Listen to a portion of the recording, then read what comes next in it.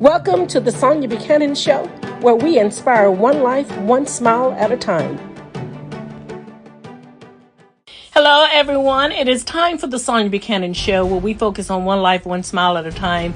Listen, we have a great show for you today. It's going to be a little controversial, but the name is going to be called Nothing I Could Do About It. I want to talk to you about something that I want to expound on. I want to give my viewpoints and my experience on this subject.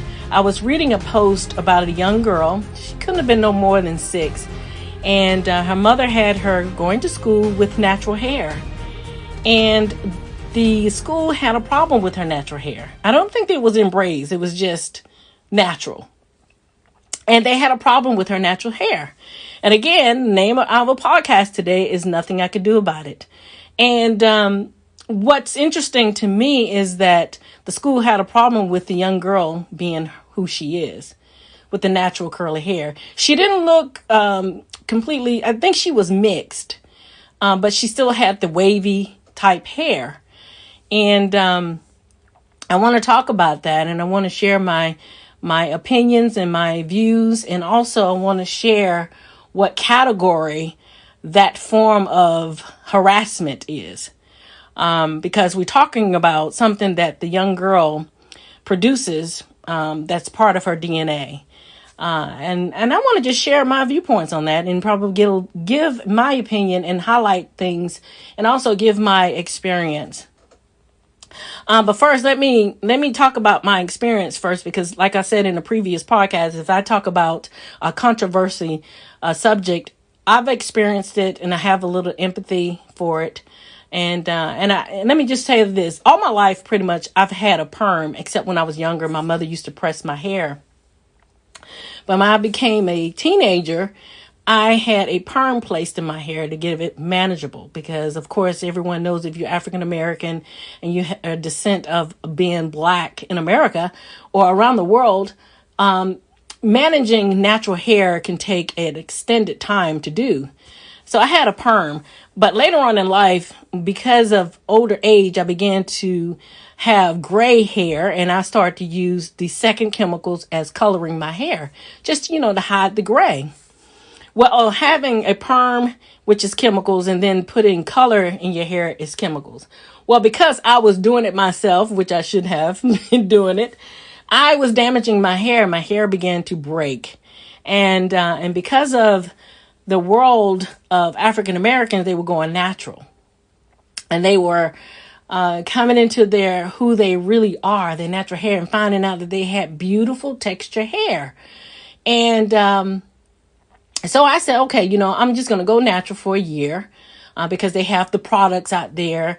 They have teachings on the YouTube. I mean, tons of teachings about teaching us how to take care of our hair, because most of us grew up with perms. And so I decided to go that route for a year. And I will tell you, having a perm, I would take a shower, wash my hair, wrap it, go to bed, and my hair is done and it's beautiful. But having natural hair, it would take me the entire Sunday trying to manage and trying to figure it out. But the problem with my hair, I could not find products. I found out going natural that my hair had 3 different types of texture. Because of my father family, his father was a full Indian and his mother was half Indian. I did not know that until I was older, and my mother was doing my grandmother's hair when she was maybe about 74. And she took it because she always had her hair wrapped around in a bond. So I never knew she had long hair all the way down her back. And my mother was doing her hair, and I saw she had gray, wavy, beautiful hair. I was like, oh my goodness, what is this? I didn't even know she was Indian. This is how terrible my observations were of my grandparents. But the texture of my hair that I found out is wavy. The majority of it is wavy when I grow natural. And because of that, I could not find the right products because of the different heritage. My mother has a different heritage, and my father has a different heritage. And then all of that mixed up in my hair, it was very difficult in finding products. I must have spent over $300 looking for products and never could find products. Now, my sister went natural. She was able to find products. Her hair was beautiful, natural. She was natural for years, and it was just beautiful. But during the year that I went natural, the only way I can manage my hair is pull it all up and on top of my head and pull it a bond and to go to work, because I worked in upper corporate America, where I had to deal with the upper corporate America people. And I had interactions there, so I had to make sure that I was manageable about my appearance. And I was very cautious about that. And I knew that there was an issue already in the news about Black people could not wear their natural hair in certain places. Well, I didn't want to be controversial. I just wanted to just go to work and do what I needed to do. So I took pride in myself and my appearance. Well, apparently that was not good enough, because I had to relieve a person who worked in an environment that was extended of the upper corporate America, And one lady, it wasn't everyone, I just have to say that, but it was one particular woman who was a director. She comes out to the desk and she asked if the young lady was coming back. And she went to explain that she was part of the furniture. Now, when I say part of the furniture, I knew exactly what she meant. My hair she had an issue with my hair and the texture of my hair. Like I stated, my hair was wavy, but it was wavy up in a bond, And so I hit record because I didn't know where this was going. And I knew that because she just stepped out of line, that was inappropriate on her behalf. Now, I liked my hair. I liked myself. I liked who I am. And I knew why I was doing what I was doing. But she went on to explain, that she's part of the furniture and all it is. And I'm thinking, come on with it. Just keep saying it. Just keep talking. Because bad enough, I done spent all day on Sunday just to get it manageable to come in here. And you talking about I'm not part of the furniture. You're right. I'm not part of this furniture. I am relieving someone. I just need that clarification right there. But I also, I did mention it to someone and they said, you didn't get offended. I said, no, I didn't get offended because I like me. And I looked at that as an indication that this woman was miserable inside. She was not happy. That's how I assumed. She wasn't happy with the way she looked, to pinpoint the way I look. I always have this mental understanding that when people are reflecting outwardly, they're really screaming and crying for help. I don't like me, because that's how I saw that when she was doing that to me, that she wanted to be validated, to say she's beautiful and this. That's how I saw that. Because she didn't know me to even have that reflection. And she didn't ask me why I was going natural. Most normal people would ask, why do you decide to go natural? Because I've had that happen before. When people other than African Americans would ask, why do you go natural? And I would go and explain to them why. But you didn't. You came very brutal and very harassing and bullying type, because that's what that is. And I just hit record because I'm thinking, lady, if you don't go away with this, I'm not, I'm here to serve and do my job. I'm not here to, do anything other than do my job. But you're discrediting who I am. Again, the name of this podcast is Nothing I Could Do About It. I cannot do anything about my heritage and the way my hair is growing. And so when I was reading this story about the little girl, I'm thinking, do y'all realize this is bullying? This is harassment, and there are laws to protect that. We don't have to create another law to protect Black people in their hair, because this is part of who they are. This is not a situation where if I go to corporate America, they state that we could not wear jeans and tennis shoes to work. We had to wear certain colors and certain type heels, the length of heels and But this is not a situation where I decided to wear pink and you guys don't want me to wear pink. No, this is my hair. I can't do anything about that.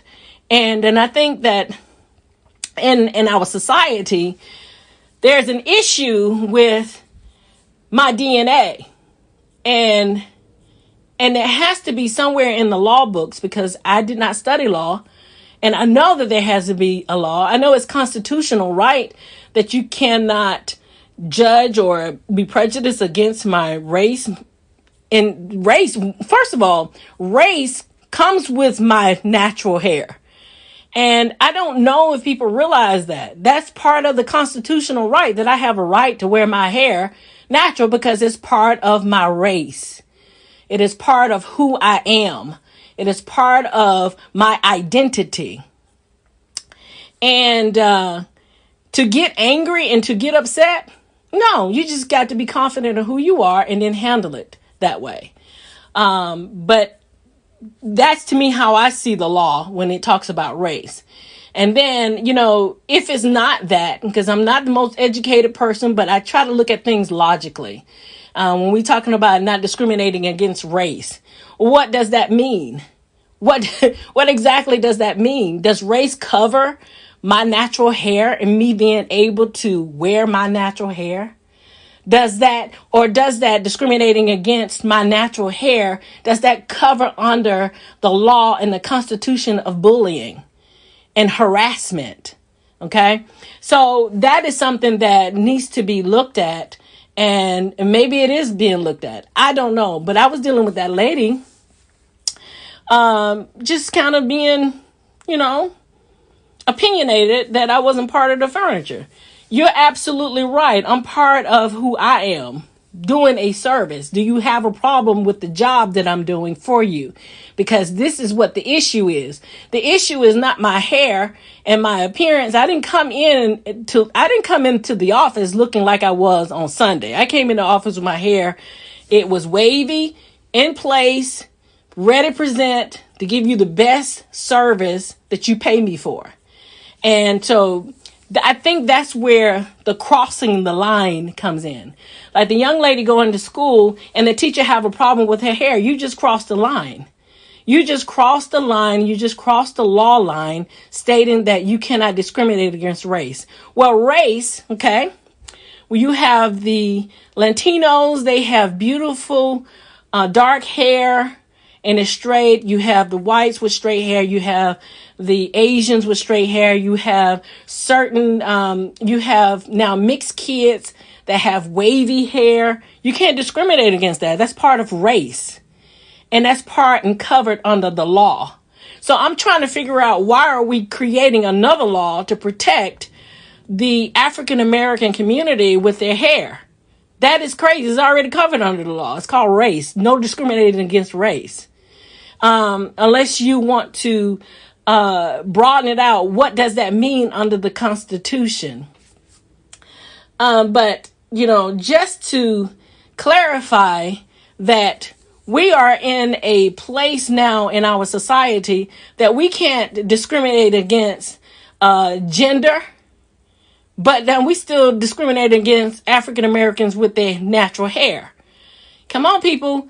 I mean, when we want to talk about mental health, to me, that's a mental something going on right there, when you cannot accept a black person who wants to be who they are, who love who they are, who enjoy their natural hair.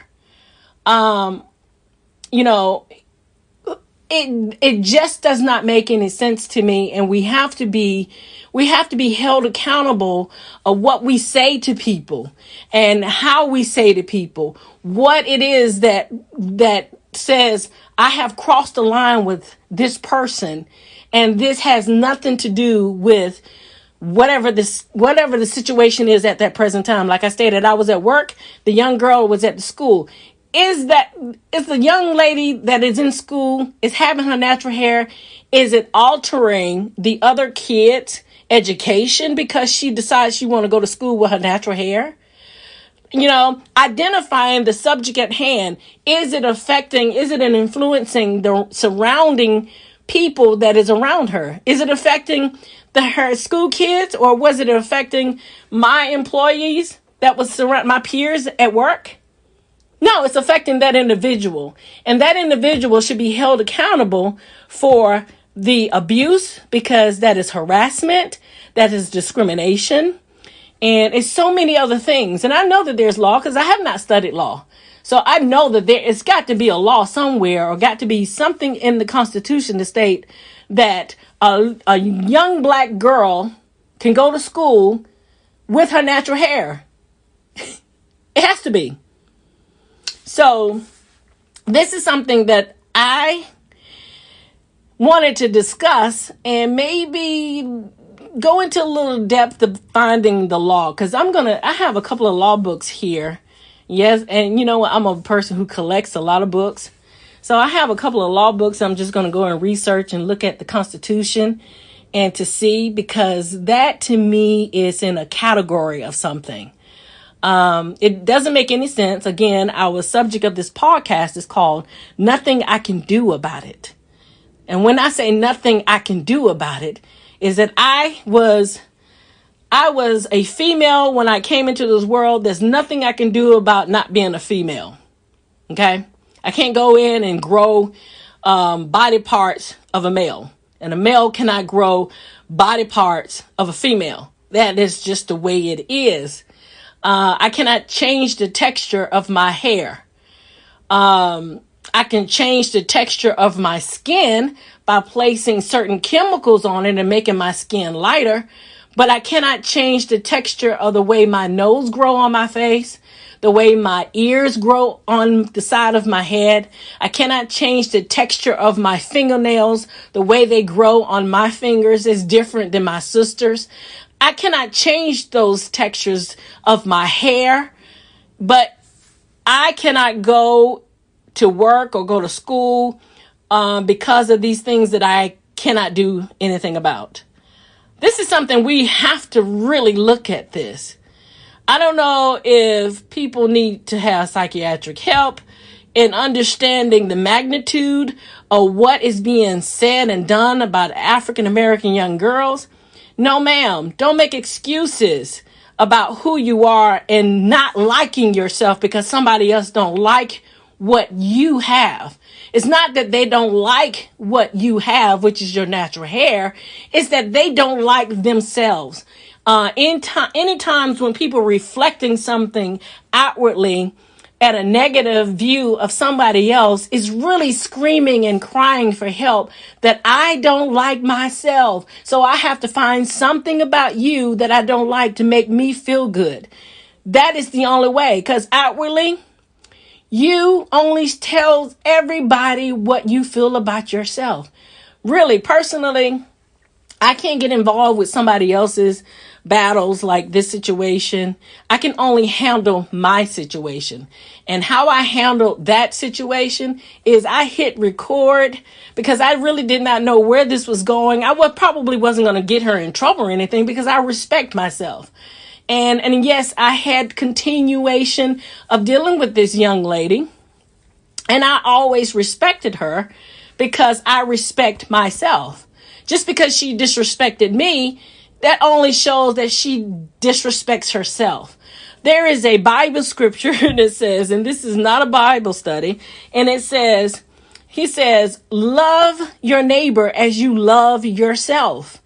I love myself. I respect myself. So therefore, I outwardly would do the same for you. But apparently, the young lady who was telling me that I wasn't part of the furniture, she was reflecting how she felt about herself to me.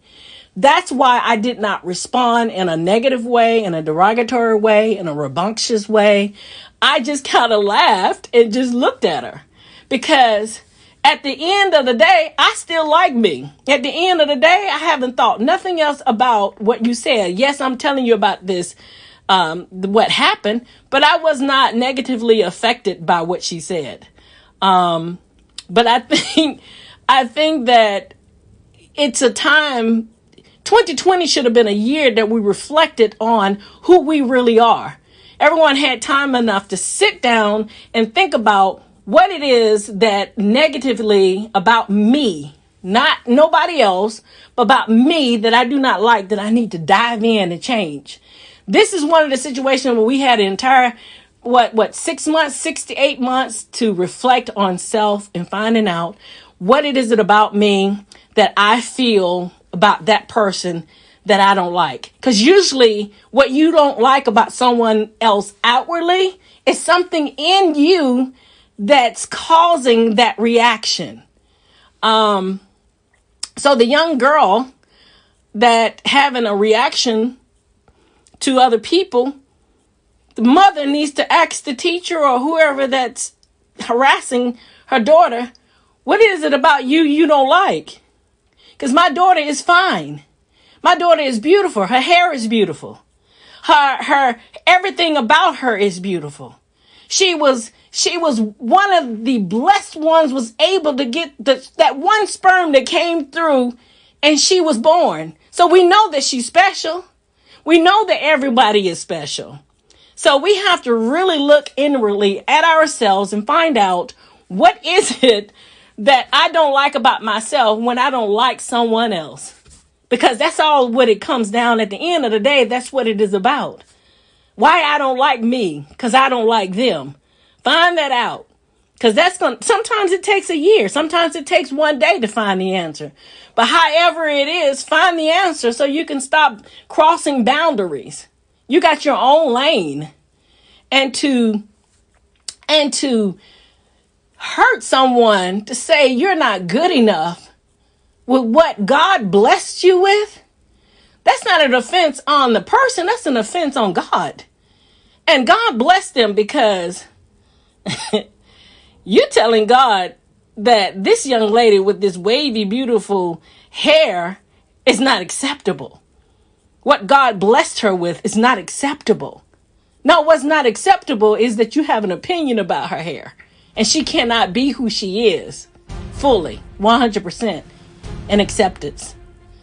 Unacceptable. We're in 2021. It is time for these old, outdated, opinionated, crossing boundaries to end. And that is our controversy podcast today. And again, the name of our podcast today is Nothing I Can Do About It. Listen, you guys, this is the end of our podcast today, and I hope you enjoyed it. I hope you can reflect on some things that you don't like about somebody else, maybe a reflection of something that you're not liking about yourself. Listen, I want to say thank you again for listening to our podcast. Thank you for coming back every week. And until next week, this is your girl, Sonia Buchanan, with the Sonia Buchanan Show, where we focus on one life, one smile at a time. Bye, you guys.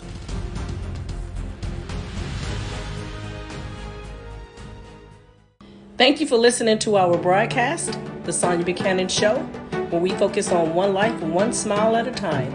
Until next time, bye you guys.